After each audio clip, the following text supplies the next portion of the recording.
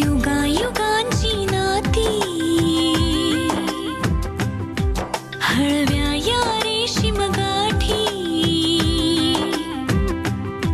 जरी साथ सप्त जन्मांची निशब्द तरी पण प्रीती अंतरिया ओढा आहे तरी का हुरहुरते स्पंदन मनोमनी तूच तूही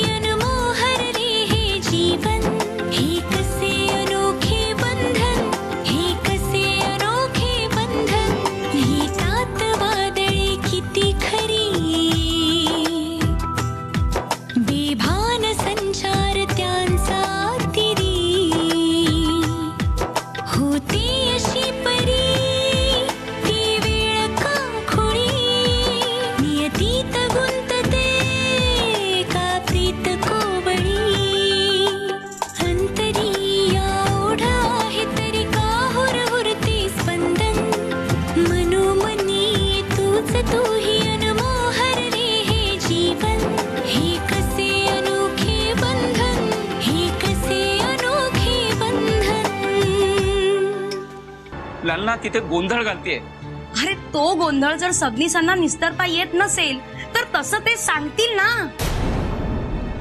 मग तू लालीला आणायला जा ना। तुझ्याशी बोलून काही उपयोग नाहीये, कारण परिस्थितीचं गांभीर्य तुझ्या अजूनही लक्षात आलेलं नाही। म्हणजे सत्य बोलायची चोरी? अहो आपल्या भावनांची तर ते खेळलेतच, पण माझ्या श्रीच्या भावनांशी ते खेळलेत। याचा मला जास्त संताप आलाय। किती बेशरम आहेत ही मंडळी। आई, अजून तुझ्यावर त्या राजांचा प्रभाव आहेच का? पुढे बोला। हा सगळा देखावा आहे आनंदराव। खरंच या स्थळामध्ये खोट आहे। आबा दुसऱ्याचं कोणाचं वाईट झालं की तुम्हाला स्वतःचं अगदी चांगलं झाल्यासारखं वाटतं नाही? दुसऱ्याचं नाही, त्या तीनपट नाण्याचं। पिचलेली छाती फुगवून लय गुरगुरत होता माझ्यावर। अगं पण खऱ्या खोट्याची शहानिशा न करताच परतायचं। ओ न्यायमूर्ती रामशास्त्री प्रभुणे, अहो आपल्या समोर ती ललना जे रूप मिरवतीये ते राजन आणि त्याच्या आईने बघितलं नाही? त्यांच्या समोरच हे सगळं घडत होतं ना, तरी एका शब्दाने कोणी काही बोललं?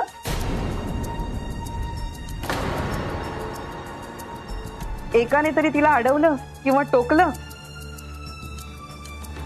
अहो उलट तिलाच धमकावलं होतं की आपल्या समोर मिरवायचं नाही।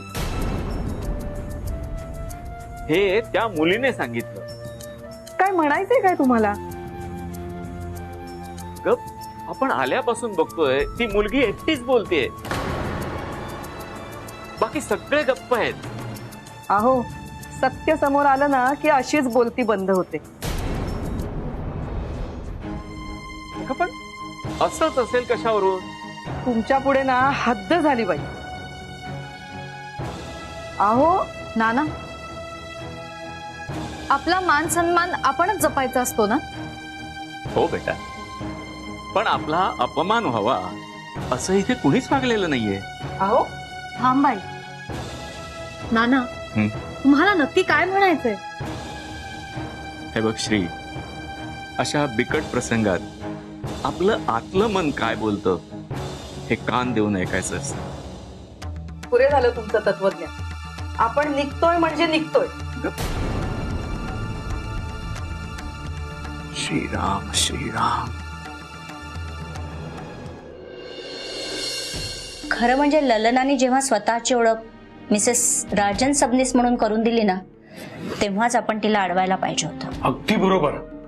अहो आपण त्याच वेळेस नानासाहेबांना सांगायला पाहिजे होतं की ती ललना मॅडम साहेबांची बायको नाहीये। आपल्याकडून कुठलीच प्रतिक्रिया उमटली नाही राजन। अहो यानेच नानासाहेबांचे आणि त्यांच्या कुटुंबियांचे तुमच्याविषयी गैरसमज निर्माण होतील। अरे असं काहीही होणार नाहीये।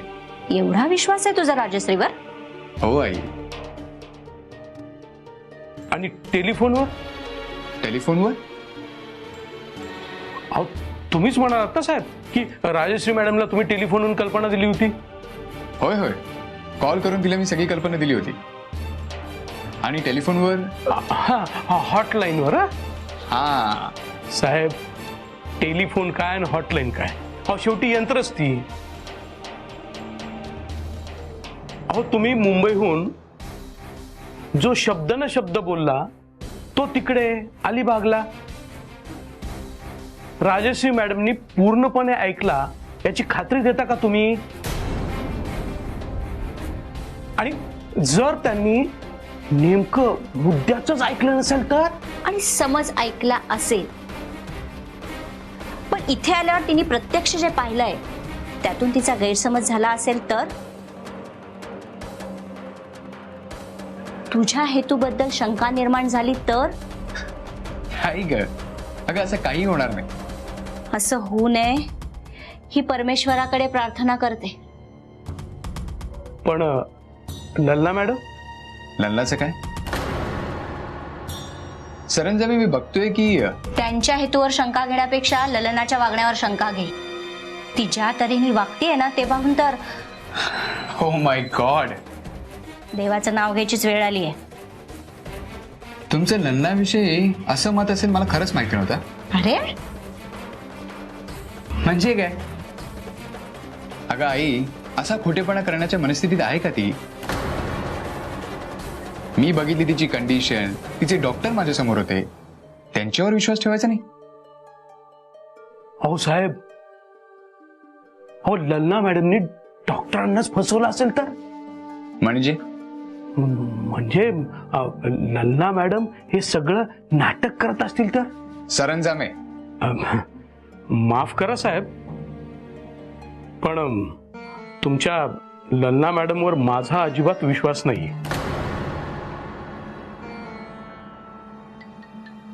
त्या दिसतात एक, वागतात एक, आणि त्यांच्या मनात असतं भलतंच.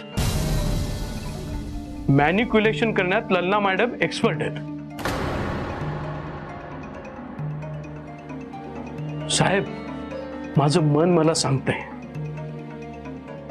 तुमची बायको असण्याचं वेळ हे त्यांच्या नाटकाचाच एक भाग असणार आहे. Shut up Saranjame. साहेब, अहो तुमचं भलं व्हावं एवढाच माझा हेतू आहे. नाही नाही, त्याबद्दल शंकाच नाही. पण तुम्ही लल्लाबद्दल हे सगळं बोलतायत तर? साहेब, लल्ला मॅडमच्या वेडेपणामध्ये एक सूत्रपणा आहे. Come on Saranjame. आता हे पहा, राजश्री मॅडम इथं येण्याच्या वेळेतच त्यांनी या घरात प्रवेश केला, ती तुमची बायको बनून. तिला मी घेऊन आलोय. तसं करायला त्यांनी तुम्हाला भाग पाडला असेल तर? मी म्हणालो ना, मॅनिक्युलेशन ते हेच. Don't talk rubbish Saranjame. आई, माझ्यावर विश्वास ठेव. अगं मी स्वतः तिची कंडिशन बघितलेली आहे. अगं तिची औषधं बघितली आहे. त्या डॉक्टरांसोबत मी 2 तास त्यांच्याशी मी बोललोय आणि मगच मी हा डिसिजन घेतला. आणि मी जे काय करतोय ती लल्ला ठीक होईल म्हणून. तिला ठीक करता करता साहेब तुम्ही तुमच्या आयुष्याची खेळताय. तुम्ही ना सरंजामे ओव्हर रिॲक्ट होताय. सरंजामे बरोबर बोलताय. अगं पण आई, हे बघ, तू ट्रीटमेंट म्हणून त्या नवरा बायकोचं नाटक कर, पण निदान तिच्या बरोबर राजश्री आणि तिचं कुटुंब येणार नाही याच्यासाठी प्रयत्न कर. हे बघ, नाहीतर ती वेडाच्या भराळात काहीतरी बोलून जाईल आणि सगळं निस्तरणं अवघड होईल आपल्याला. अगं असं काहीही होणार नाही. राजन, तू राजश्रीला गमवून बसशील. मी तत्वज्ञान तत्वज्ञान तत्वज्ञान, पण यापुढे आपल्याकडून एकही चूक होता कामा नये. आपण इथून निघतोय. श्री बेटा, तुलाही असंच वाटतंय का? अहो, तुम्हाला तिची अवस्था दिसत नाहीये का? आपल्यामुळे ती या सगळ्याच भरीस पडलीये. असं नाहीये आई, मलाही वाटतंय. काय वाटतंय? ते बरोबर बोलतायत आणि मी उतावळेपणे निर्णय घेतेय. घरून निघतानाच म्हणत होते मी की आपण नको जाऊया, पण तुमचं ऐकलं मी. अजूनही तुमचं समाधान होत नाहीये का? दुर्गे, माझं मन मला अजून सांगतंय की काहीतरी गडबड आहे. जे दिसतंय तसं. बाई बाई बाई बाई, हद्द झाली तुमच्या पुढे. अहो, माणसाने थंड असावं, पण इतकं? जे ऐकतोय, जे दिसतंय ते नाकारून असं नाहीये. अहो, कधी डोळे उघडणार आहेत तुमचे?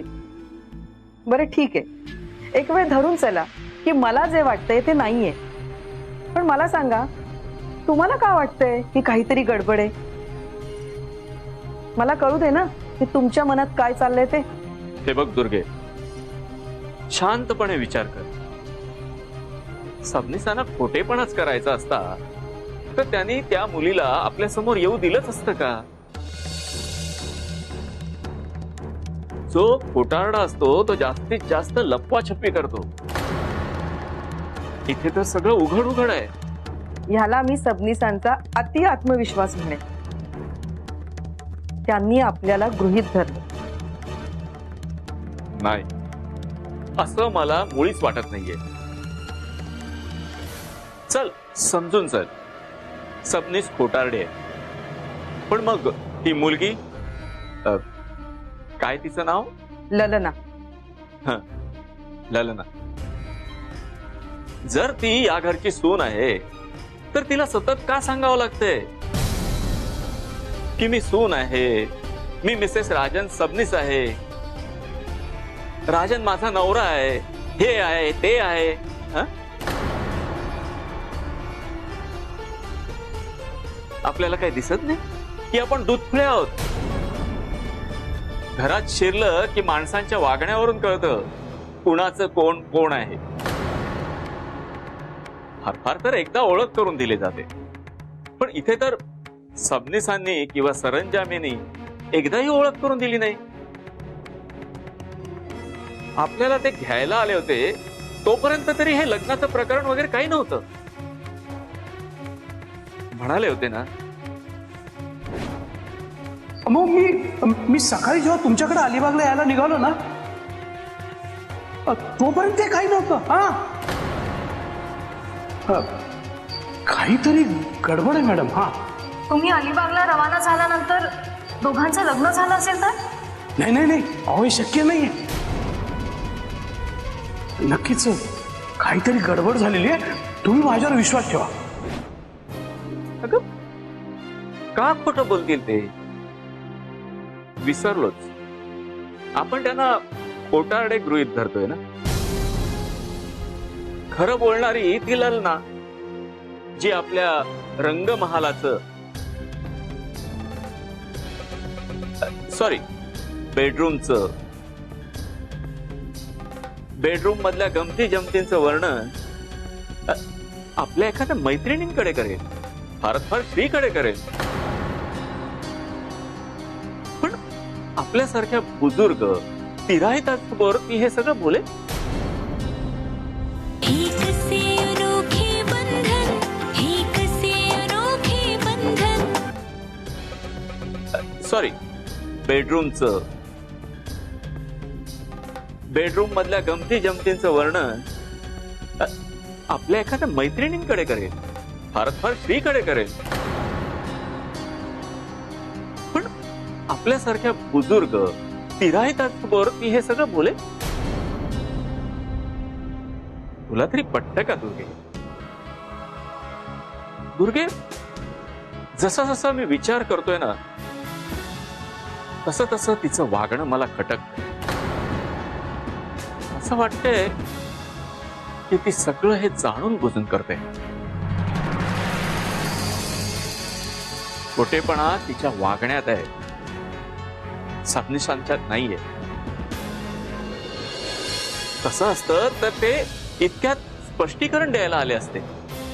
नाना, एक गोष्ट मलाही खटकली. राजन आणि तिचा फोटो, ते दोन्ही वेगवेगळे होते, एकत्र काढले नव्हते. अहो पण लग्नाच्या फोटोंचा अल्बम आणि सीडी यातलं एक तरी तू बघितलंस? काढून घेतला म्हणाली ना? जा वसुंधरा ताईंकडे जा आणि मग त्या देत नाही हो, असं काही नाहीये असं म्हणतील. कारण तसंच असणार. अहो ती आपल्या समोर मंगळसूत्र मिरवतीये, राजांचा हात पकडतीये, त्याची बायको म्हणवतीये. या सगळ्या गोष्टींकडे तुम्ही दुर्लक्ष कसं काय करू शकता? नाही दुर्गे, मी दुर्लक्ष करत नाहीये. हे एकच या सगळ्यात काय ते गौडबंगाल आहे. या सबनीसांचं वागणं माझ्या लक्षातच येत नाहीये. तुमच्या लक्षात येत नाहीये म्हणून मी माझ्या एकुलत्या एक मुलीचा बळी देऊ का? ते काय नाही. या सबनीसांकडे माझी मुलगी येणार नाही म्हणजे नाही. केलेल्या चुका दुरुस्त करायची अजूनही संधी गेलेली नाहीये राजन. जा परत फोन कर. मोबाईलवर जे बोललास ते परत तिला सांग. अहो साहेब, कसला विचार करताय? बघा, लग्न अगोदर असलं अविश्वासाचं वातावरण निर्माण होणं चांगलं नाहीये. आणि यासाठीच राजश्री नानासाहेबांसमोरच ललनाला तिच्या घरी पाठवून दे. ही म्हातारी आणि तो सरंजाम दोघं माझ्या विरुद्ध कान भरवतात. राजन, तुझ्याशी बोलतेय मी. अरे हे जर तुला जमत नसेल तर निदान ललनाच्या आई वडिलांना तरी इथे बोलवून घे, नाही तर तिच्या डॉक्टरांना बोलव. हे बघ, त्यांच्या तोंडून हे सगळं राजश्रीच्या कानावर घाल आणि मग खुशाल मदत कर. हा हा हा साहेब, ही आयडिया बेस्ट आहे. हा हे माझ्या प्लॅनची वाट लावतील. तुम्ही सगळे इथे आहात? तुम्हाला कुठे कुठे शोधलं मी? हो मॅडम, तुम्हाला डॉक्टरांनी आराम करायचं सांगितलंय ना? घरात पाहुणे असताना घरच्या सुनेने आराम करायचा? डोकं फिरले का तुमचं? एकदा पाहुणे गेले की मग मी आराम करेन. मग माझा आराम पण होईल आणि मला शांत झोपही लागेल.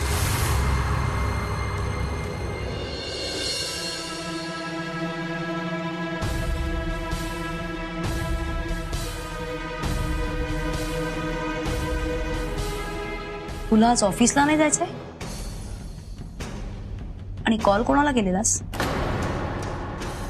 काही नाही, ते लालीला. अगं नाही. देव. हो, लालीला. कशाला? कशाला म्हणजे? मुलगी आहे ती आपली. दर 5 मिनिटाला कॉल करायचंय? सॉरी, दर 5 मिनिटांनी मी कॉल करत नाही. मी आता सकाळपासून पहिल्यांदा केलाय. आणि होय, हे बरं झालं तू म्हणालीस. दर 5-5 मिनिटांनी खरं म्हणजे तू कॉल केला पाहिजेस. का? आई आहेस तू तिची. आपली मुलगी परक्या ठिकाणी कशी आहे याची काही काळजी वाटत नाही तुला? अजिबात वाटत नाही. म्हणजे? अरे कधी नव्हे इतकी आनंदी असणार आहे ती आता. आणि तिच्या आनंदावर मला विरजण घालायचं नाहीये. म्हणजे अंतर्ज्ञानी आहेस का तू? म्हणजे इथे बसून तुला तुझी मुलगी कुठल्या कंडिशन मध्ये हे कळतं का? देवर एक कॉमन सेन्स आहे हा. हो का? मग जरा कळू दे आम्हाला, काय कॉमन सेन्स आहे? ती तिच्या नवऱ्याच्या घरी आहे. नवऱ्याच्या घरी म्हणजे तर नेमका कोणाच्या डोक्यावर परिणाम झाला हेच मला कळेनासं झालंय. तू ना वाद घालायला निमित्त शोधत असतोस. बस हे तुझं पेटंट वाक्य आहे, वाद घालण्याचं निमित्त शोध. तुला कळत नाहीये, ती त्या लोकांना आपलं सासर मानते, पण ते तसं तिला वागवतायत का? हा, हे बघ, ट्रीटमेंटच्या नावाखाली आपण तिला तिथे पाठवलं कबूल, पण त्यातून काही नवीन समस्या उद्भवतील नाही, हे काही प्रश्न पडतात का आपल्याला? प्रश्न पडण्याचा मक्ता तू घेतलायस ना? हो का? मग या प्रश्नांची उत्तरं देण्याची निदान जबाबदारी तरी स्वीकारा. आहे का तुझ्याकडे काही या सगळ्या प्रश्नांमधलं एखाद्या तरी प्रश्नाचं समाधानकारक उत्तर तू देऊ शकतेस का? सांग ना मला. काही प्रश्न अनुत्तरित राहिलेले चांगले असतात.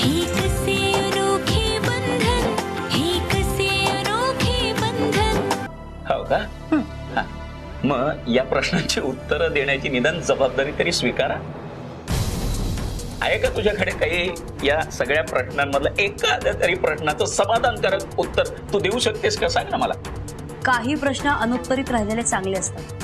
तेच तर आहे ना, या अनुत्तरित प्रश्नामुळे एका मुलीच्या बाप बेचैन होतं ग, तगमग होते, त्याची मनाची घालमेल होते. अशा कुठल्या प्रश्नांची उत्तरं मिळाली नाहीयेत म्हणून तुझ्या जीवाची घालमेल होतीये, तगमग होतीये. सुमन, मुलीचे आई वडील मुलीचं रीतसर लग्न लावल्यानंतरच तिला सासरी पाठवतात. पण आपण आता कारण काही असो की तिचं मानसिक संतुलन ठीक नाही वगैरे काही असो, पण देव, तुझा प्रश्नच मला कळला नाहीये. सुमन, आपण हे सगळं करतोय ते योग्य आहे की अयोग्य ग? देव,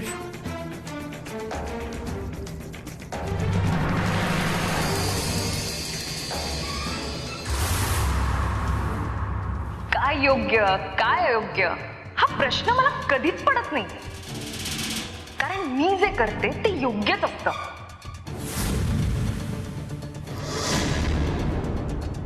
याची द्विधा मनस्थिती झालीये. यांनाच कळत नाहीये की त्यांनी मला घरात घेतलं ते योग्य केलं की अयोग्य. डोक्यावर पहाड कडा कोसळल्यासारखे तिघांचे चेहरे झालेत.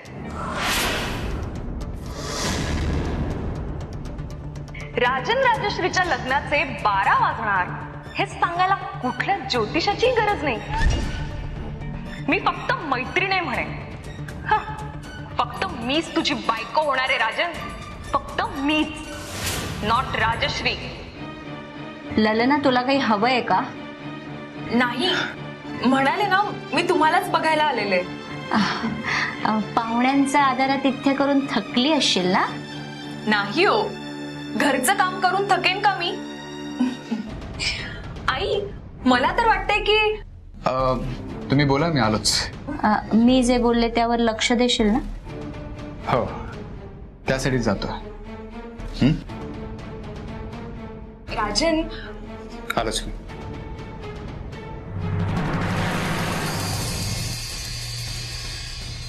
जिला भेटायला उतावीळ झालाय ती तुला भेटायला तयार होईल का? जा, तिच्याकडून ठरलेलं लग्न मोडलंही असणार.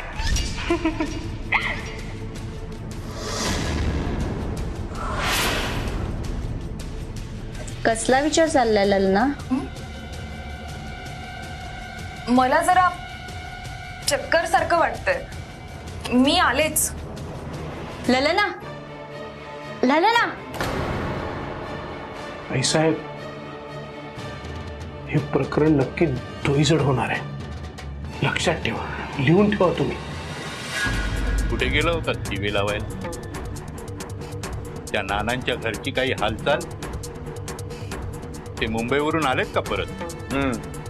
नानांबद्दलचं प्रेम लय उतू चाललंय.